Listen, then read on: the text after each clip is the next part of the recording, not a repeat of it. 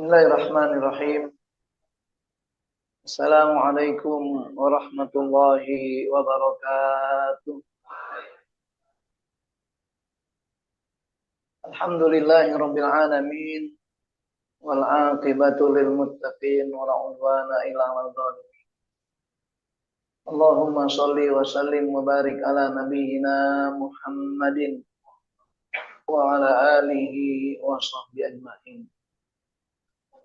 Wa qala rabbi shrah li sadri wa yassir li amri wahlul 'uqdatam min lisani yafqahu qawli. Rabbana la ilma lana illa ma 'allamtana innaka antal 'alimul hakim wa tub 'alaina innaka antat tawwabur rahim. Hadirin hadirat Bapak Ibu jamaah rahimakumullah. Alhamdulillah wa syukurillah pada pagi hari ini dalam suasana cukup sejuk ini kita bisa berkumpul kembali di Masjid Al-Iman dalam rangka kita memperdalam, mengkaji dan merenungkan kembali tentang kajian-kajian Islaman, terutama yang berkaitan dengan rangkaian dari kitab Ihya Ulumuddin yang merupakan karya monumental bagi Imam Ghazali.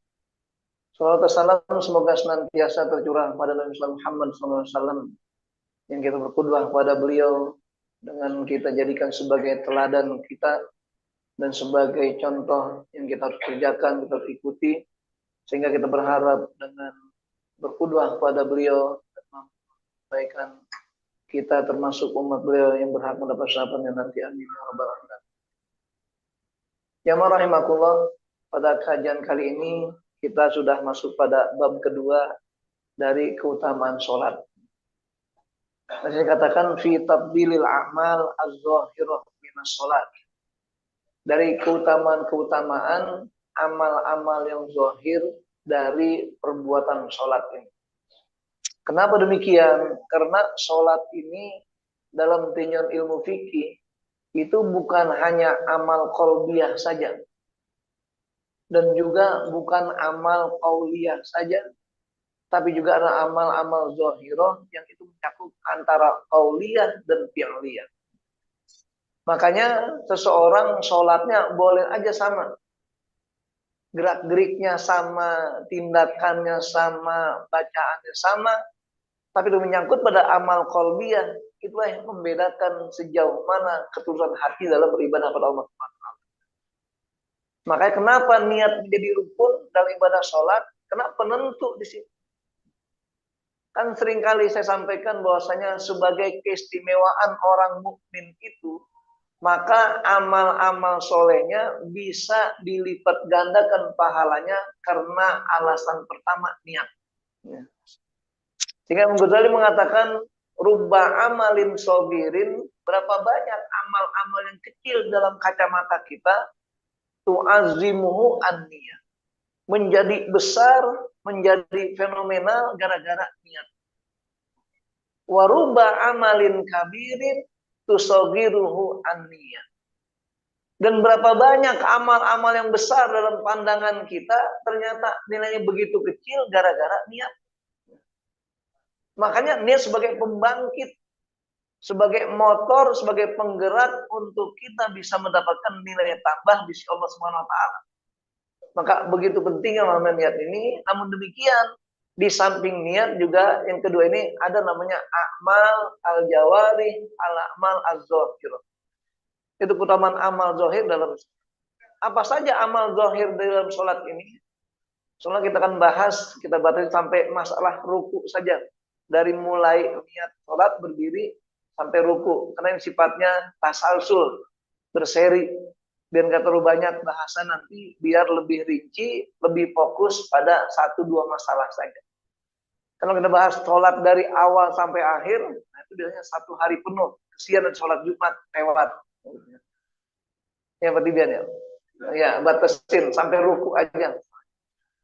Nah, yang pertama, bentuk amal zahir dalam sholat seperti meletakkan kaki saat berdiri.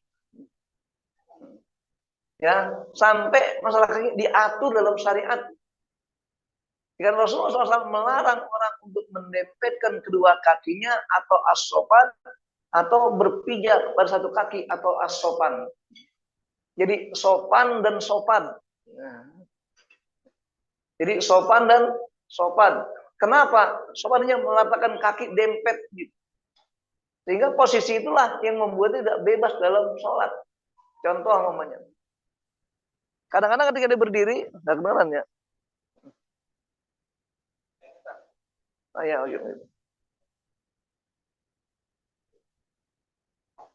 Ketika dia berdiri mau sholat, nah ini kata-kata sopan itu apa? Dempet begini,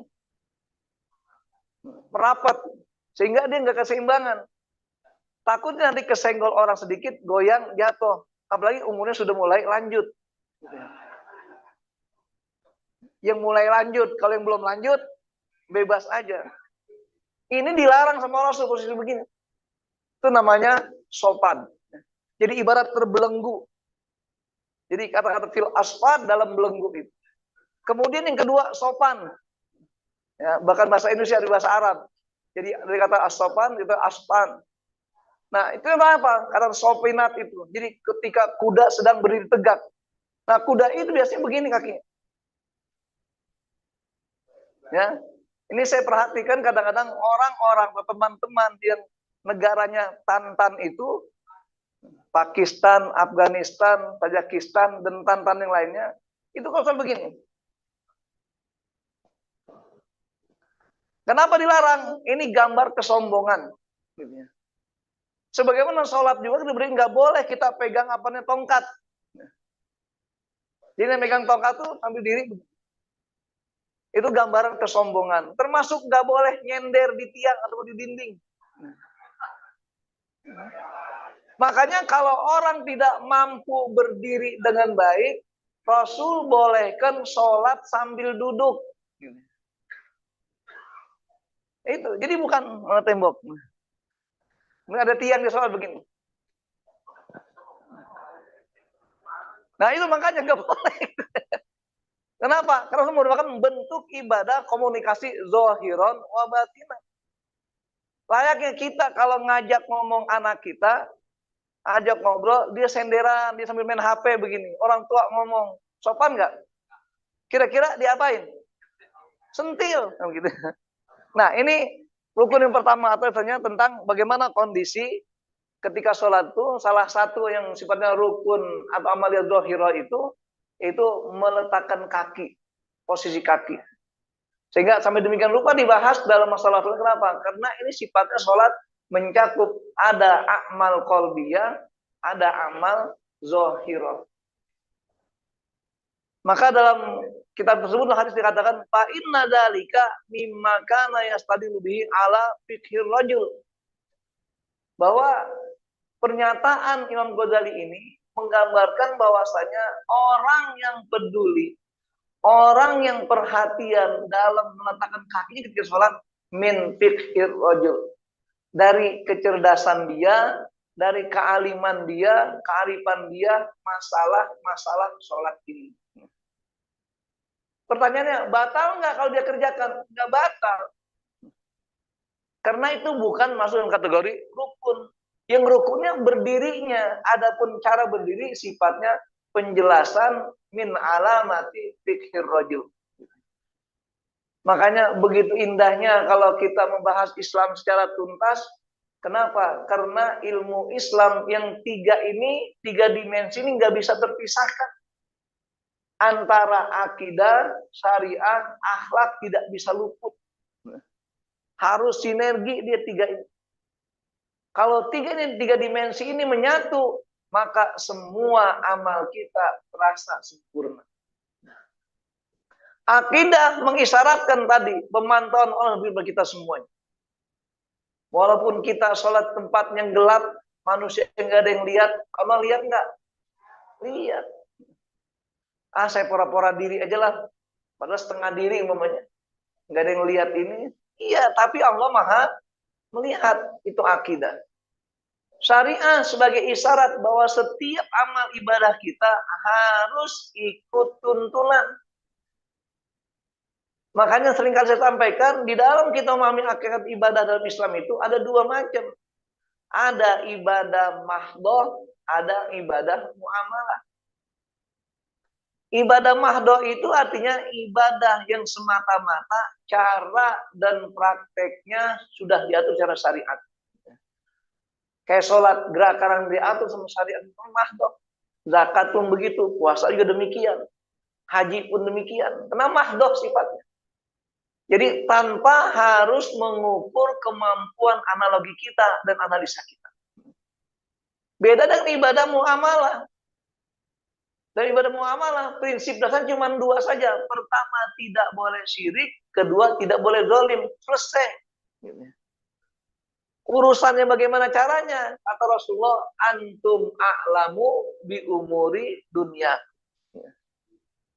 Makan muamalah atau mahdoh?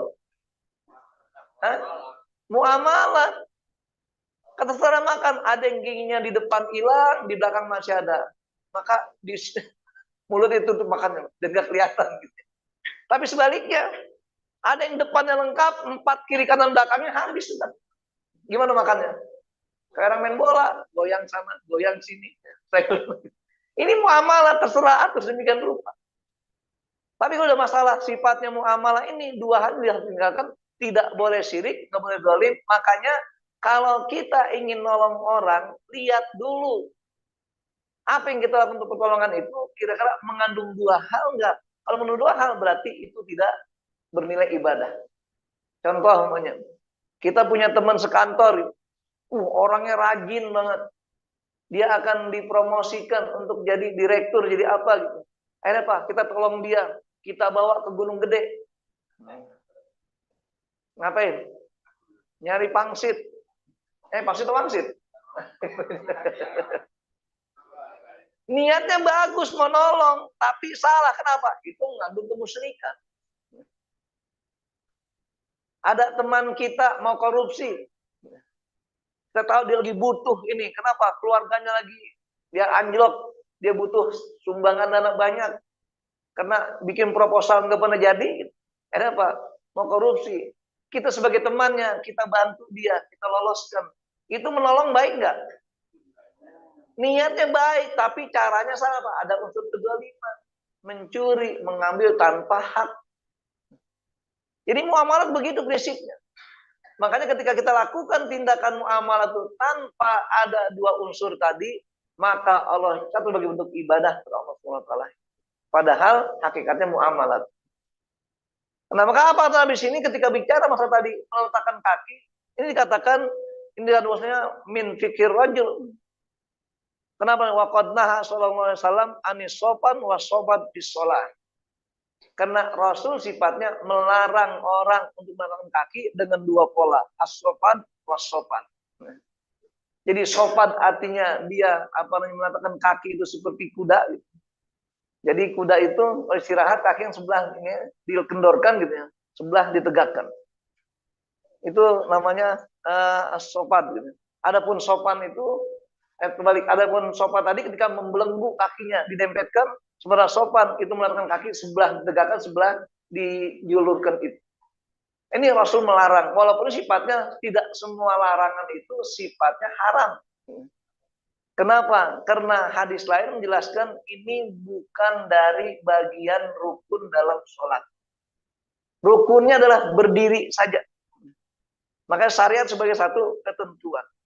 Ini terkait dengan masalah yang pertama. Yang kedua, yang sifatnya amal zahir dalam sholat juga, pandangan mata tertuju ke tempat sujud. Jadi bukan ngabsen kipas angin. Allahu Akbar. AC-nya kurang dingin ini. Atau kedinginan dan sebagainya. Jadi untuk kesempurnaannya apa amal zahirnya? Pandangan ke tempat sujud. Maka dikatakan oleh karena itu makruh hukumnya mendekatkan tubuhnya ke depan tembok dinding. Ada gini contoh lagi kasus. Ini harus banyak praktek. Contoh namanya. Ini kita di sini batasan. Ini kan batasan ini untuk satu orang. Ukurannya 1 meter 20 cm. Karena ada masjid itu yang kadang-kadang jaraknya cuma setengah meter. Gimana begini contohnya dia? Coba gimana kalau dia begini? Nah itu artinya di sini termasuk bagian dari makruh. Kenapa? Karena pasti posisi pandangannya tidak sesuai dengan apa yang dia jadikan tempat sujudnya itu. Posisi mukanya untuk sujud. Nah ini kita katakan bagian dari kata-kata min fikir rajul dengan kesempurnaan amaliyah zahirah dalam sholat. Dulu di tempat saya ada satu masjid, karena ketika membuat meletakkan apa istilahnya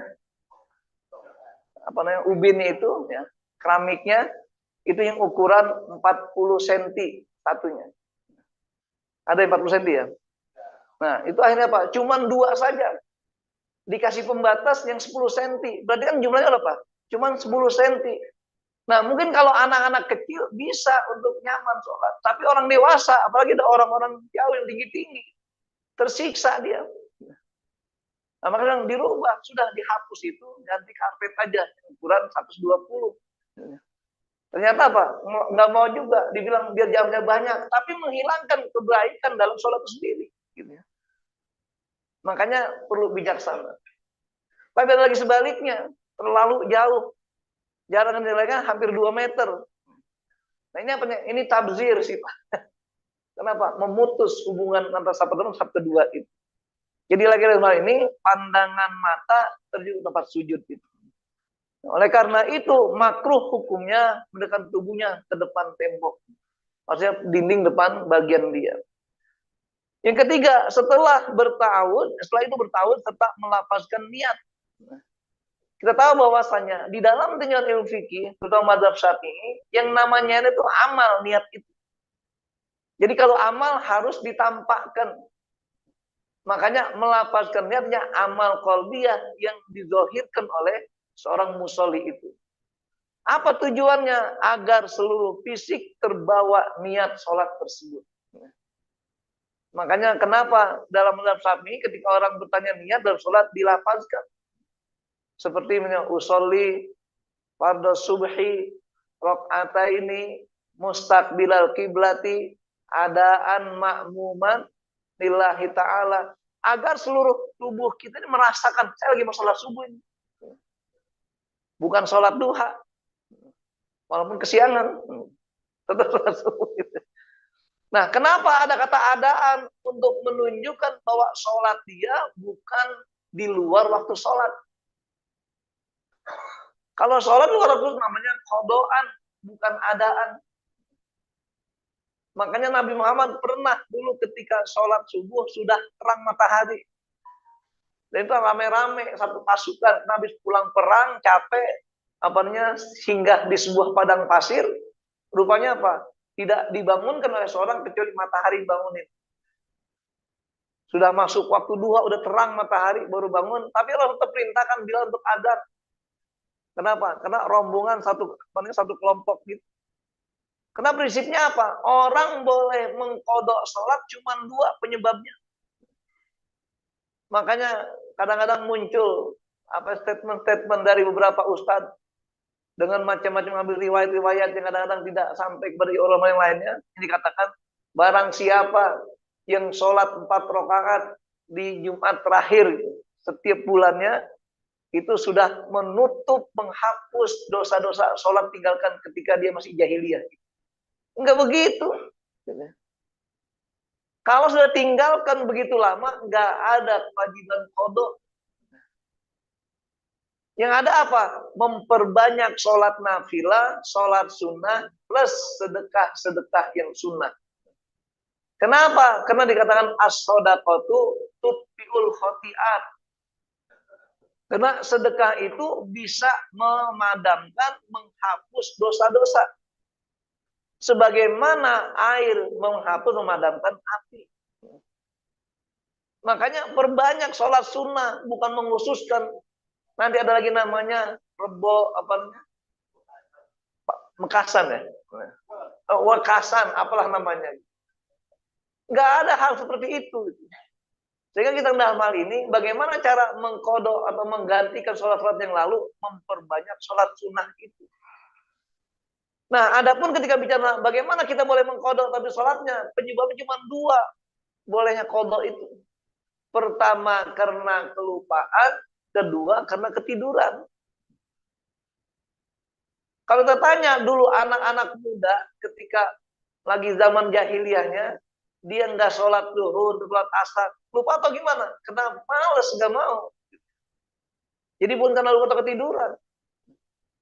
Nah, ketika ada kesengajaan, nggak ada perintah kodok baginya. Yang ada dia bertobat dan memperbanyak ibadah sunnah setelah itu.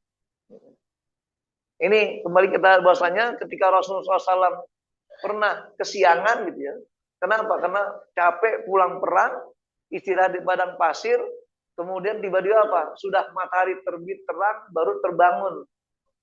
Maka Rasul tetap sholat dan lagi-lagi niatnya bukan adaan.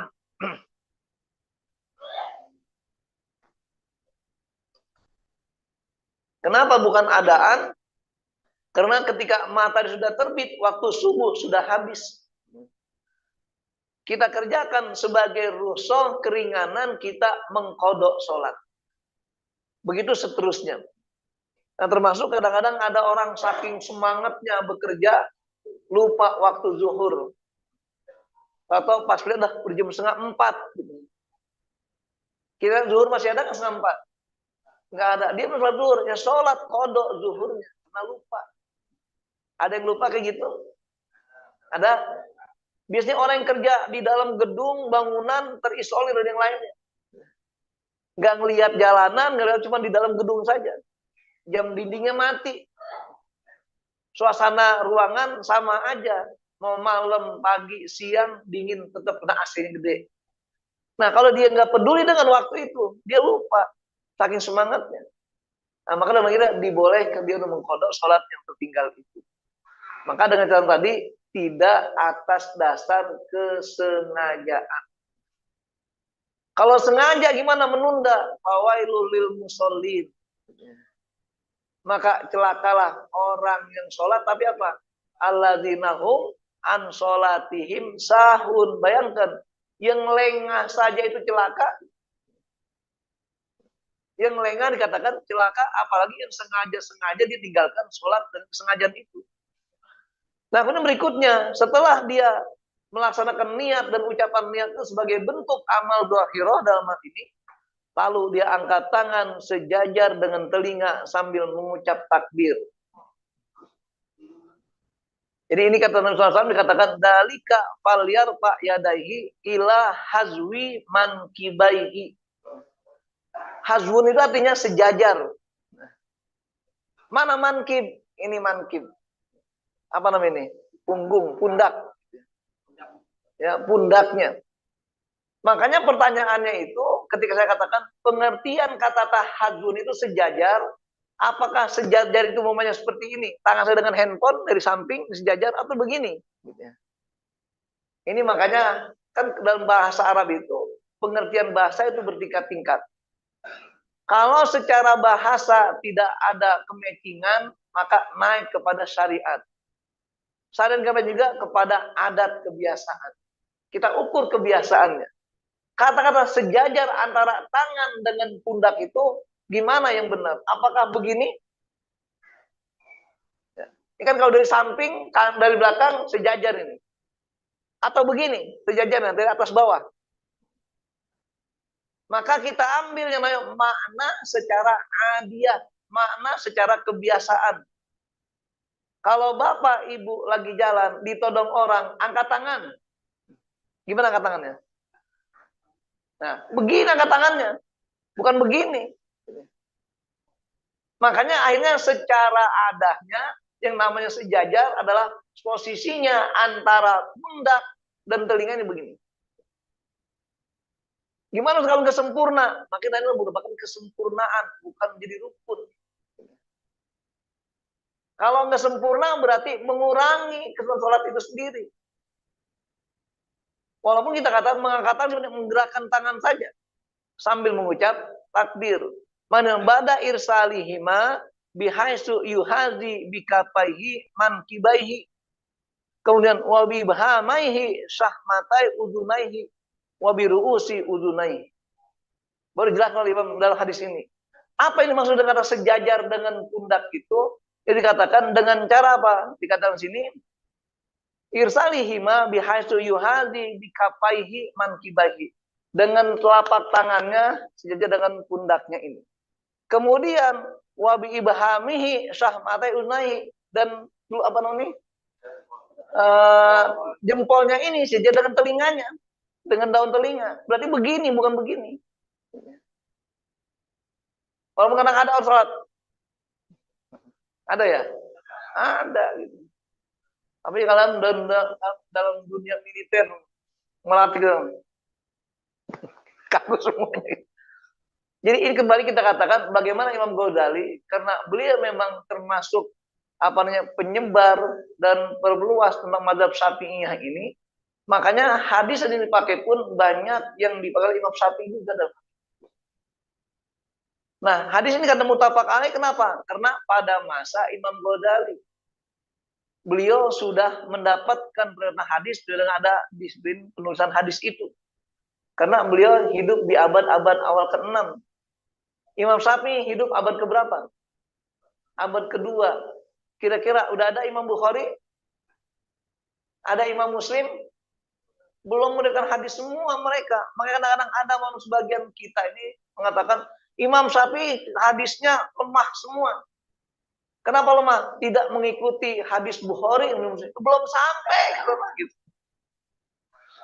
Orangnya belum datang, Pak. Jadi dia harus lihat dulu masalah Pak, kapan beliau hidup itu. Kok Imam Syafi'i harus pakai hadis riwayat Bukhari? Harus pakai riwayat hadis Muslim sebagainya atau muttafaq alaih? Belum sampai, mereka belum lahir perawi hadis itu. Nah, itulah kadang-kadang mengkritiki sesuatu tapi tidak kritis gitu ya. Salah menganalisanya. Ini terkait dengan yang ketiga, setelah itu dia bertahun serta melapatkan niat agar seluruh fisik terbawa niat sholat tersebut.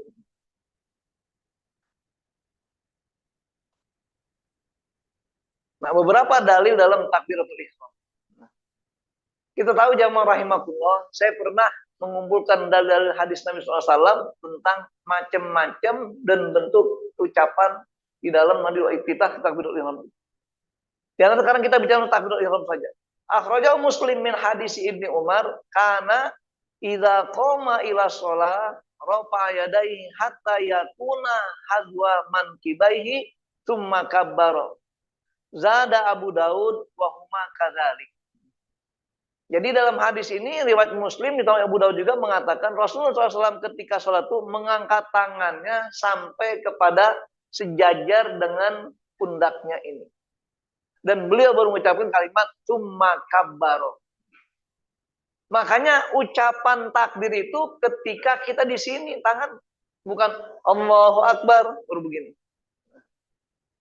Gerakan dulu baru ucapan. Itu pula yang hendak disarankan pada setiap imam. Kenapa? Karena imam itu sifatnya yukda alaih, diikuti. Kalau diikuti, dia bergerak dulu baru berucap. Kadang-kadang jadi masalah, mohon maaf, ada seorang imam sudah jongkok. Bangunnya juga berat. Contoh lagi. Ini kita lihat namanya. Kadang ada imam gitu. Dia lagi sholat begini, berdiri mau ruku. Akhirnya apa dia bilang? Allahu Akbar. Makmum dengan takbir itu langsung segera, dia masih kedekeran. Apalagi pas bangun dari tasahud awal ini, dia mau diri rakaat ketiga, terus saya udah tasahud, kemudian Allahu Akbar masih begini. Nah, imam gimana? Udah berdiri duluan. Makanya ini contoh imam yang zalim. Kenapa zalim? Memberikan peluang pada makmum untuk mendahului imam. Padahal kata Nabi apa? Innama ju'ilal imamu liyutamma bihi. Sesungguhnya imam itu dijadikan untuk diikuti. Kata Nabi pada lainnya, la tasbiqul imam wala tusawu. Jangan kalian barengin imam, juga jangan duluin. Barengin aja nggak boleh, apalagi duluin. Karena imamnya lemah bangunnya, makmum duluan. Makanya ketika itu imam harus ngalah, mundur, gantian, yang masih seger. Makanya di beberapa masjid yang tradisional itu imamnya imam warisan. Sebelum imam telentang saja, maka menjadi imam. Makanya kita harus umumkan, adik jamaah harus ngerti. Mohon maaf, imam kita ini gerakannya lambat gitu. Jadi kalau imam takbir atau ucapin sesuatu, jangan langsung bangun, karena imam belum bergerak gitu. Nah, ketika imam bijaksana, bergerak dulu dia. Walaupun kedekeran bangunnya, kalau udah berdiri, Allahu Akbar gitu. Ini bekal untuk para imam-imam yang tidak disematkan di masjid masing-masing gitu. Jadi imam apa namanya? Imam dadakan gitu. Ini lihat bagaimana kata Rasulullah SAW. Makanya kita kan bahwasanya Nabi itu menjaga takbir setelah berdiri dulu, setelah angkat tangan dulu. Ketika Allahu Akbar. Jadi bukan Allahu Akbar. Makanya dalam pendapat Imam Nawawi, kata takbir itu ada di saat dia betul-betul sudah menegakkan tangannya ini. Maka kadang-kadang ada yang sampai khusyuk, Allah ditahan lama gitu. Ini pertama hadisnya. Yang kedua, hadis dari Abi Humaid. Kana idza qama ila shalah yarfa'u yadayhi hatta yuhadi bihima mankibai summa kabbara hatta yukira kullu atau yakira kullu azamin fi maudhihi mu'tadilan. Jadi ucapan takbir itu sampai semua persendian tetap pada posisinya, tegak gitu ya. Jadi bukan dalam kondisi begini, tapi dalam tegak dulu baru ditakbirnya gitu. Nah, inilah kita dua riwayat hadis ini menggambarkan bagaimana Rasulullah SAW itu melaksanakan sholat ini, melaksanakan satu pekerjaan atau amaliyahnya dulu baru ucapan takbirnya gitu. Jadi bukan takbir dulu baru bergerak. Yang ketiga, Anna sallallahu alaihi wasallam kana idza kabbara arsala yadayhi wa idza arada yaqra'a wa al yumna 'alal yusra. Jadi Rasul ketika takbir diangkat tangannya dilepas dulu. Kemudian kita membaca Fatihah atau membaca yang lainnya, beliau letakkan tangan kanan tangan kiri. Ini riwayat dari Pak Tobroni. Nah itu Tobroni gitu. Jadi hadis Imam Tobroni. Kemudian berikutnya, wa amma takbir, ini komentar Imam Ghazali, fayan bagi ayyadumma alha min qawlihi dhammatun khafifah. Jadi berbunyi Allahu dhammah dibaca.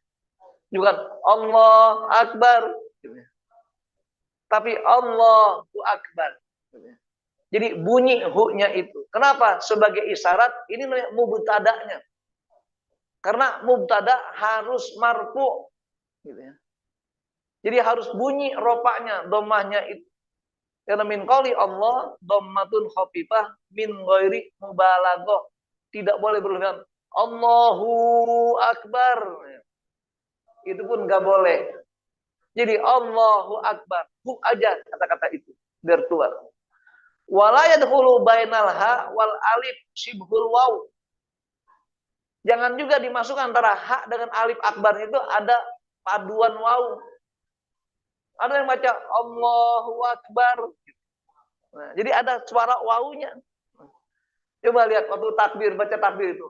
Allahu Akbar, Allahu Akbar, Allahu Akbar. Ada waw seperti ini dilarang. Kenapa? Menghilangkan makna asli. Tapi Allahu Akbar, Allahu Akbar, Allahu Akbar.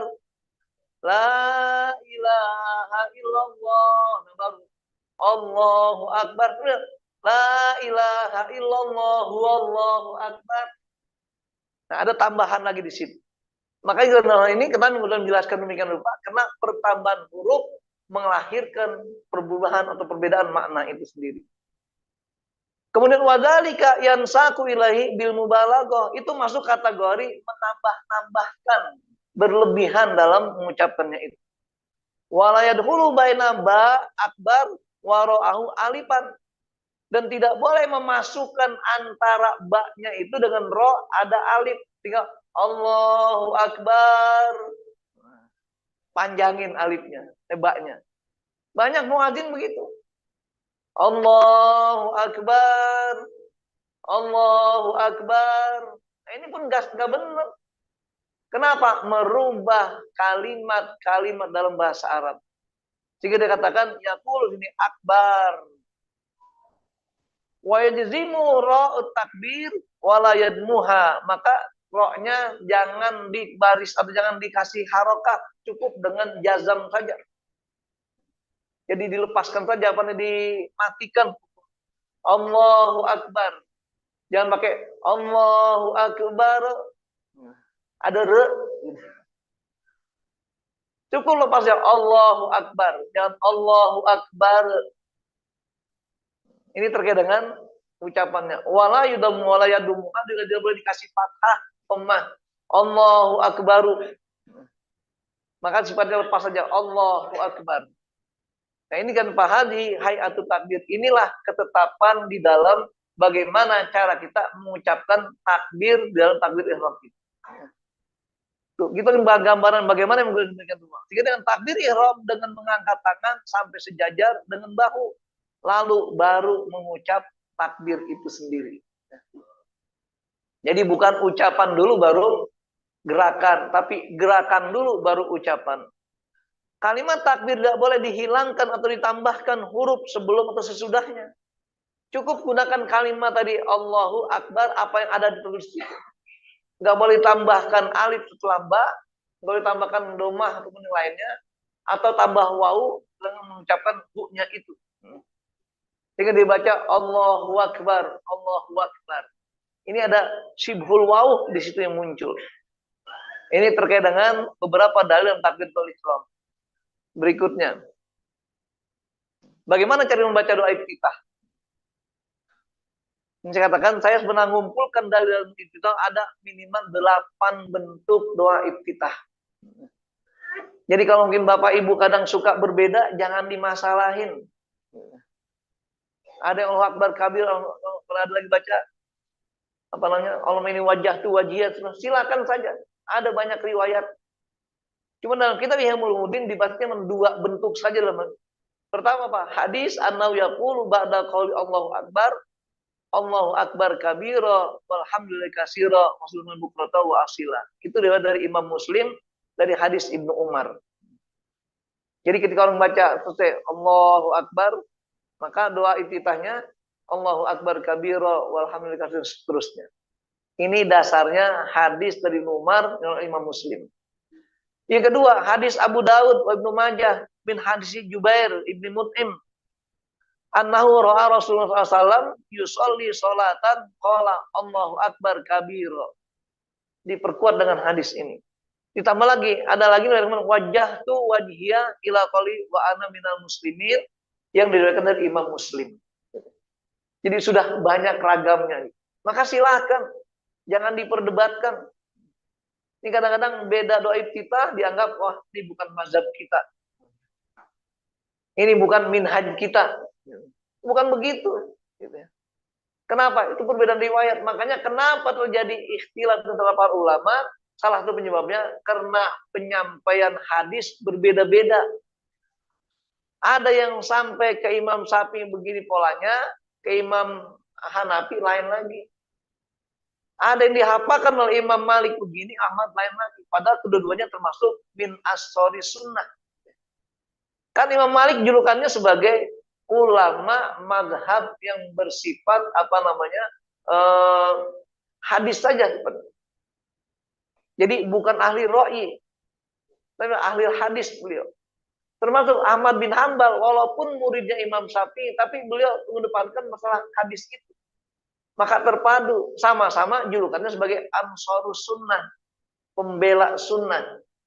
Tapi beda periwayatan dalam menerima hadis-hadis tersebut. Di antara mereka nggak ada yang berselisih seperti kita sekarang ini. Ini kita perawi hadis bukan, sebagai mujrih juga bukan, sebagai fuqaha juga bukan, ribut masalah khilafiyah gitu. Makanya saya kadang begini, membanggakan ketika kondisi keilmuan di Mesir, terutama di Al-Azhar. Yang pernah saya sampaikan pengalaman itu, saya punya dosen bahasa Arab di Al-Azhar itu. Beliau hafal Quran. Kemudian banyak hafalan hadisnya. Tapi spesifikasinya masalah pelajaran bahasa Arab. Kalau ngajar itu nggak pakai apa-apa, cuman modal spidol doang. Tulis sambil merem nulis. Jadi hafal semua dia, apa yang disampaikan. Suatu saat ketika saya udah keluar kuliah, saya ngobrol beliau, saya nanya masalah fikih satu aja. Padahal yang ringan, cuma masalah perbedaan ini nih. Ya. Saya tanya, Rob, maaf, saya bilang gitu. Ini masalah ini gimana? Itu bukan bidang saya, itu profesor ini. Padahal seorang profesor doktor, hafal Al-Quran, hafal hadis, ahli bahasa Arab, nggak mau jawab. Tapi kalau di kita, orang hafal 2 hadis langsung berfatwa. Makanya fatwanya liar. Kayak pohon toge di musim hujan. Pada merotok semuanya. Itu jadi masalahnya. Karena kurang adanya peran kita tentang disiplin ilmu yang dijaga. Jadi kembali pada masalah ini. Nah kemudian berikutnya, hadis yang keempatnya, wa inda al-Baihaqi min hadis Jabir al-jam'u baina wajhatu wa baina subhanaka Allah. Begitulah caranya. Bagaimana ulama punya cara, punya ijtihad memadukan syariat tersebut, dasar syariat. Kadang saya suka terapkan begini, kalau lagi sujud. Nah, sujud kan banyak macam-macam doanya. Baca nanti kita akan bahas berikutnya. Di antaranya ada yang mengucapkan subhana rabbiyal a'la wa bihamdi. Ada yang mengucapkan subhanakallahumma wa bihamdika. Silakan mau dipadu. Umpamanya yang 2 subhana rabbiyal a'la, yang satunya subhanakallahumma. Silakan, jadi masalah. Yang penting kita tahu ada dasarnya, ada sumbernya. Apa dasarnya? Nih lihat, bagaimana pendapat Al-Baihaqi. Beliau kenapa? Al-jamu baina wajhatu wa baina subhanakallahumma. Tujuannya apa? Liyakuna jami'an baina mutafarriqat ma warada fil akhbar. Untuk menghimpun di antara riwayat hadis yang lahir dan muncul pada sang sahabat itu. Wa in kana khalfal imam, walaupun dia di salatnya di belakang imam. Tetap dia boleh gunakan itu. Berarti kan kalau mengikuti imam tergantung imamnya lama tidaknya. Ketika imam lama umpamanya membaca doa iftitah, ya maka dia ikuti imam. Paling cepat juga. Kemudian ihtasara in lam yakun lil imam saktah tawilah yaqra fiha. Maka kalau imam tidak punya batas antara dia dan bacaan ayat surat berikutnya, pendek saja, ya ikuti yang pendek. Makanya karena bahwasanya sedikit-dikitnya doa itu adalah kalimat ta'awuz. Paling dikit. Jadi Allahu Akbar selesai, titanya apa? A'udzubillahi minasyaitonir rajim. Udah iftitah itu.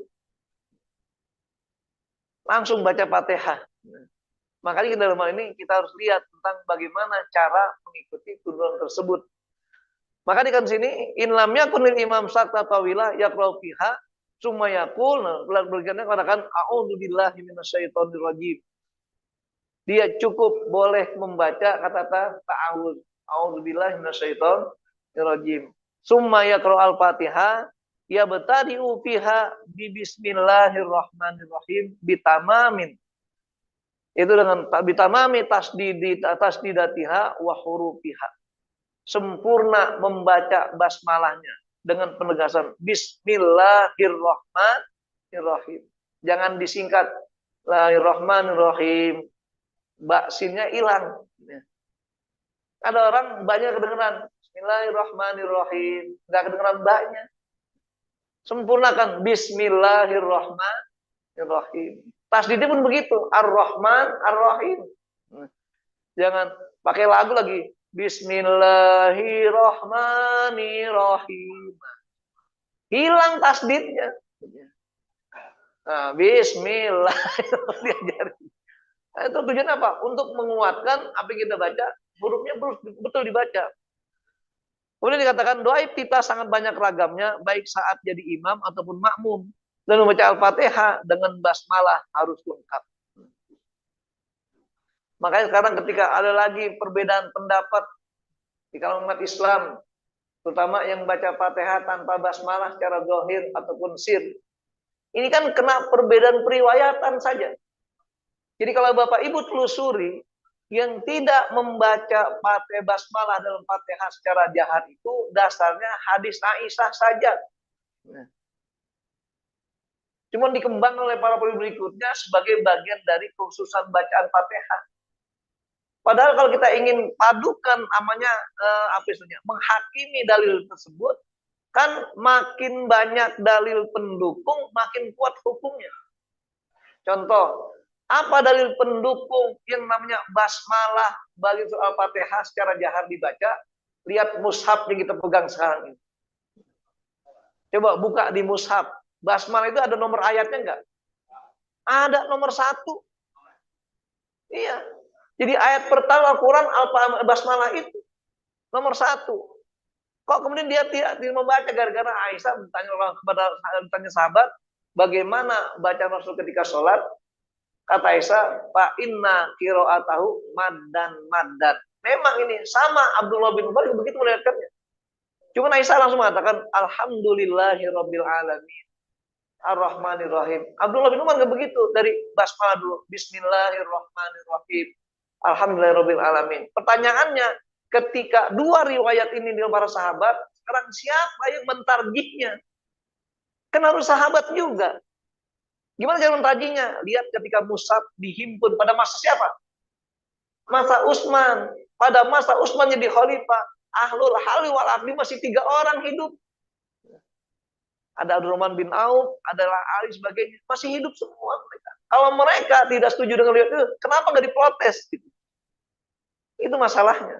Kalau sekarang orang ketika sudah berlalu tarjih itu masih balik pada asalnya.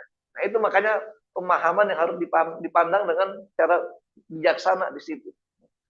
Jadi intinya bukan tidak boleh, silakan, tapi nggak boleh mematahkan atau bahkan membid'ahkan, itu masalah. Saya pernah Pak salah satu masjid, sholat Jumat diundang saya jadi khatib. Nah itu pas apa namanya saya sholat Jumat, khutbah Jumat, pun saya sholat jadi imam juga. Saya baca dengan jahat, baca Fatihah basmalah. Di komentar sama jamaah setelah itu, Ustaz, khutbahnya bagus gini-gini. Tapi kenapa kok masuk hal yang bidah? Tapi bidah. Tadi basmalahnya jaharin. Ente ngaji di mana bilang gitu? Nanti belajar banyak baru ngomong saya. Itu masalah. Jadi nggak tahu apa-apa berfatwa. Makanya bilang jangan somse. Apa somse? Sombong kali nih Anda. Jadi begitu seterusnya. Apalagi bilang surga milik dia sendiri, yang lain nggak boleh masuk. Nah berikutnya, bacaan setelah Fatihah. Apa yang dibaca Rasulullah SAW? Setelah membaca Al-Fatihah secara jahar di waktu di waktu jahar dan sir di waktu sir. Jadi ketika waktu jahar itu waktu-waktu di malam, maghrib, isya, subuh, ini jahar dibaca. Sir ketika siang, zuhur dan asar. Maka sunnah membaca surat lain, artinya setelah Fatihah itu. Gimana caranya? Surah panjang waktu subuh dan pendek waktu maghrib. Ini disunahkan. Makanya kita mendambakan ketika imam sholat itulah hafiz Quran, biar apa? Subuh agak panjangan dikit. Saya pernah baru masjid sholat itu nungguin lama, subuh bacanya cuma Al-Kafirun sama Al-Ikhlas. Padahal masa tunggu sholat dari azan sama qomas setengah jam. Pas datang dia, bahkan ada lagi imam. Jadi bacanya surat Al-Falaq dengan An-Nas gitu ya. Padahal mestinya subuh sepanjang-panjangnya. Nabi apa? Sholat subuh itu bacaannya setiap rakaat antara 60 dan 100 ayat. Maka wajar aja selesai sholat subuh udah mulai terang. Gitu. Jadi kan sahabat begini ngukurin kan, sholatnya Nabi itu kalau habis subuh terang. Bukan subuhnya kemalaman. Ya ada sebagian pendapat di kita subuhnya kemalaman. Dia nggak paham fajar ada 2 macam. Ada fajar kazib, ada fajar sodik. Itu harus dipahami terus. Ini begitulah, makanya tinjauan fikih itu harus bersifat universal dan harus bersifat menyeluruh, komprehensif. Jangan satu riwayat dipegang yang lain nggak diterima. Tadi dalam masalah doa kita aja, bagaimana Imam Jabir bin Abdullah sebagai tokoh ulama tadi. Karena Jabir dipercaya sebagai juru bicara Rasul. Dan banyak riwayat-riwayat yang beliau sampaikan itu. Nah, mereka di sini maka bacalah surat yang panjang waktu subuh dan pendek waktu maghrib. Tapi disunahkan membaca Al-Kafirun Al-Ikhlas saat subuh dalam keadaan safar. Nah, di dalam perjalanan jangan diperpanjang, kesian orang butuh kecepatan. Karena telat 5 menit, pintu tol ditutup. Ini begitu. Coba kalau kita lagi perjalanan, saya 2 minggu lalu baru jalan-jalan kemarin. Alhamdulillah, namanya apa istilahnya? Rihlah keluarga gitu. Jadi sambil hunting duren. Nah, maka nanti kalau saya mau undang lagi nanti awal Februari ini lagi panen duren, panen raya di Jawa Tengah. Jadi menyobain duren Temanggung silakan. Slogannya legit legi. Silakan dijadwalin siang. Jadi ini kembali kita bahasnya. Ketika musafir kita di tengah jalan jangan lama-lama subuh bacaannya. Kenapa? Karena 5 menit kita berhenti itu udah terlewat berapa kesempatan. Ambillah seterusnya. Jadi maka dikatakan ini dibolehkan disunahkan ketika sholat subuh musafir yang dibaca yang singkat saja. Al-Kafirun Al-Ikhlas. Maka dikatakan summa yaqra as-surah au qadra salas ayat minal Qur'an fima fama fawqaha. Paling sedikit minimal 3 ayat boleh dibaca. Atau lebih silakan. Maka ditegaskan oleh Imam Ghazali, wa yaqra'u fi subhi minaswar at-tuwal. Hendaknya dibaca ketika sholat subuh dari surat-surat yang agak panjang. Gitu. Jadi kalau hafal surat-surat juz 27, 28, silakan dihafal itu dibaca. Atau Al-Baqarah dari awal. Dari awal? Ini mending Al-Baqarah, terserah berapa ayat. Wa minal mufaddal wa fil dan minal mufaddal itu kembali. Wa fil maghrib min qusarihi. Adapun maghrib itu yang paling singkat. Makanya maghrib yang lama-lama karena waktunya sedikit dia. Tapi kita kadang-kadang dibalik karena masjid jalan, masjid persinggahan, orang maghrib masih pada jalan, mampir takut ketinggalan, maka baca surah panjang-panjang. Akhirnya apa? Sudah melampaui batas waktunya. Kemudian wa fi zuhri wal asri wal isya nahwahu.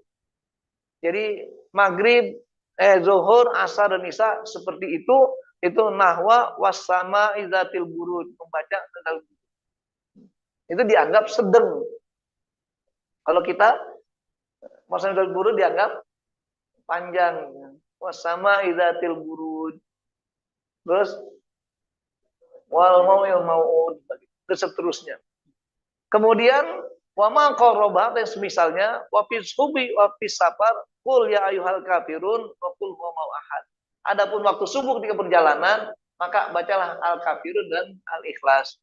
Wa kadzalika fi rakatil fajri, dalam sunat fajar juga begitu. Wa tawaf wa tahiyah wa huwa fi jami dzalika mustadimun bil qiyam wa wad'il yadaini kama wasafna fi awalis shalah.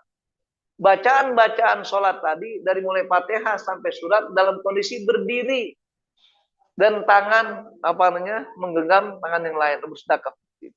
Ini terkait dengan bagaimana ketika kita membaca Al-Fatihah. Kita lanjutkan ruku atau sampai sini dulu? Sampai sini dulu ya. Karena waktu udah mau jam 6, silakan kita buka kesempatan untuk diskusinya. Jadi belum sampai ruku ya, kita baru sampai baca surat.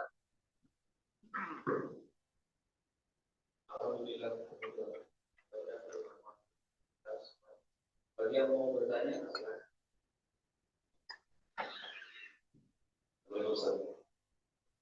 mengenai sholat itu ada kaitannya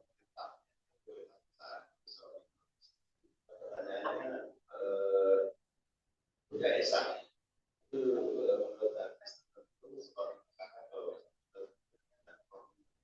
iya lain menurut jasa tanyakan bagaimana ulama-ulama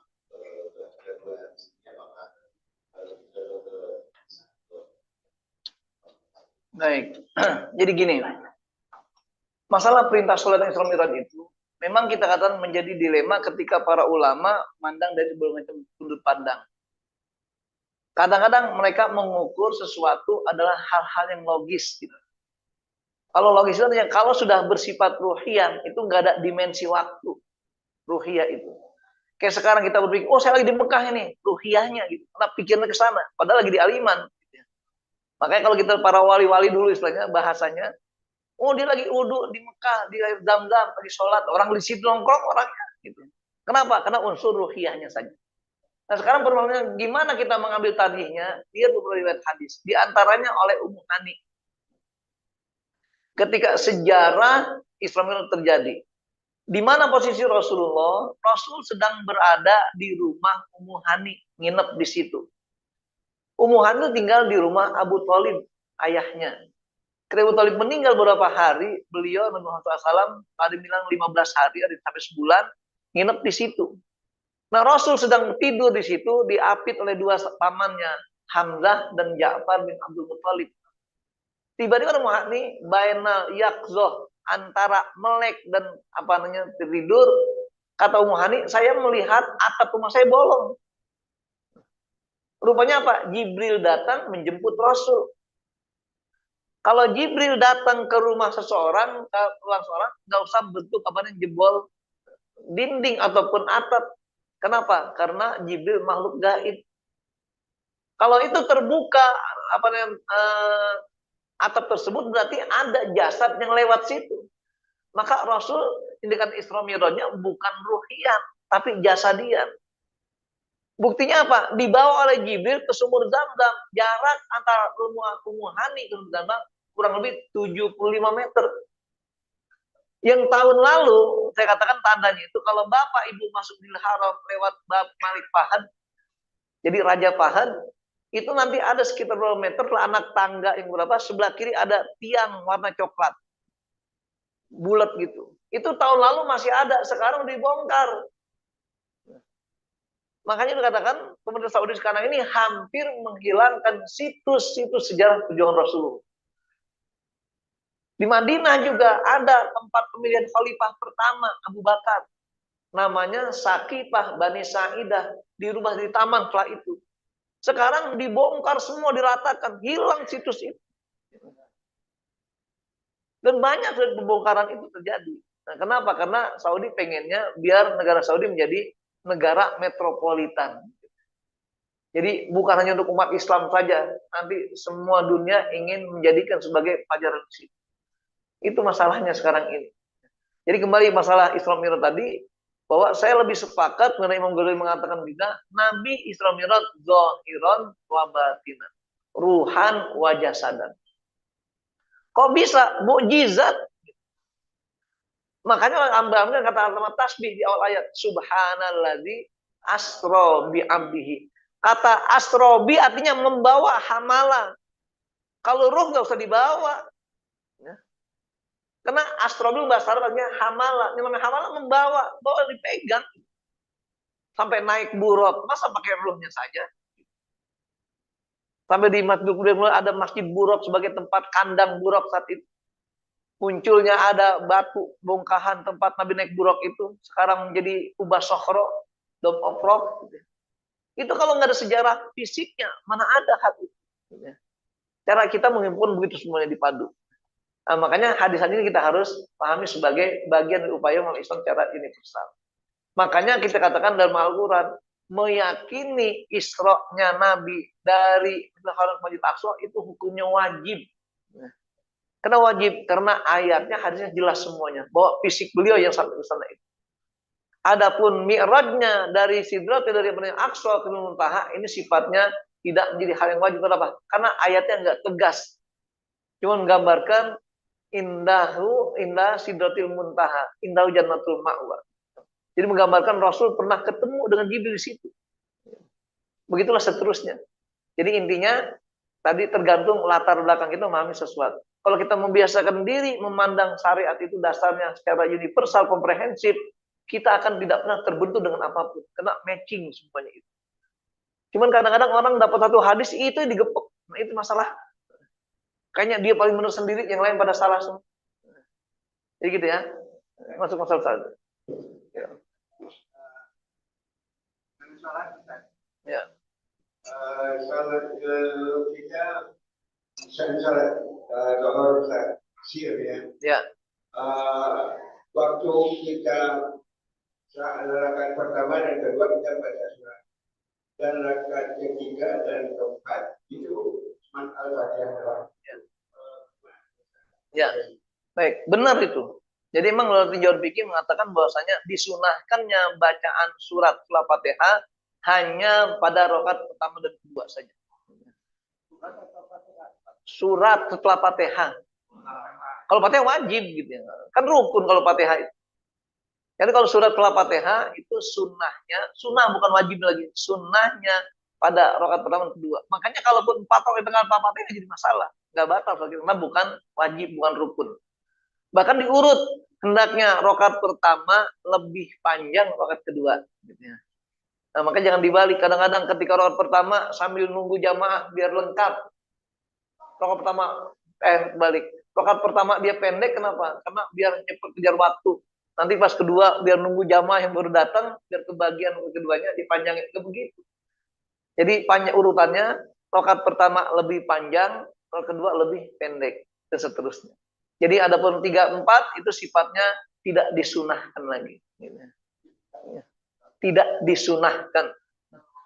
Boleh aja jadi masalah. Iya, kan nggak sunnah. Kan kita bicaranya dalam ini kalau nggak wajib sunnah, bukan hanya boleh.